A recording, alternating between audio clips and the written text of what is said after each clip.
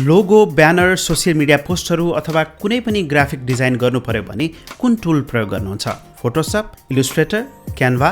अब तपाईको रोजाइमा पर्न सक्ने अर्को गजबको टुल आएको छ, माइक्रोसफ्ट डिजाइनर। एआई को अनेक सुविधा सहित अरु जस्तो पैसा तिरिराख्नु पर्दैन, सित्तैमा चलाउन पाइन्छ। ल आज यही ग्राफिक डिजाइन टुल हेरौँ। सुरुमा माइक्रोसफ्ट डिजाइनरको वेबसाइटमा जाउँ।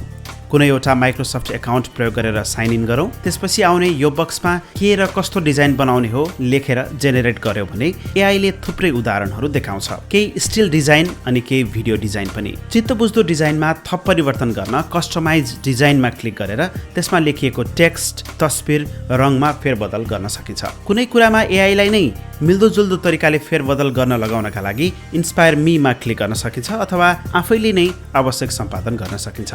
हामीले आफ्नै तस्बिर प्रयोग गरेर समेत डिजाइन बनाउन सक्छौं। त्यसका लागि अघि सुरुमा देखिएको यो बक्समा अपलोड इमेजमा क्लिक गरेर प्रम्प्ट लेख्ने ठाउँमा कस्तो डिजाइनमा, कस्तो रङमा के लेख्ने भनेर एआईलाई अराएपछि जेनेरेटमा क्लिक गरेर देखिने डिजाइनहरूबाट छान्न सकिन्छ, आवश्यक सम्पादन गर्न सकिन्छ अनि कसरी डाउनलोड गर्ने, कहाँ प्रयोग गर्ने भन्ने कुरा चाहिँ तपाईलाई थाहा नै छ।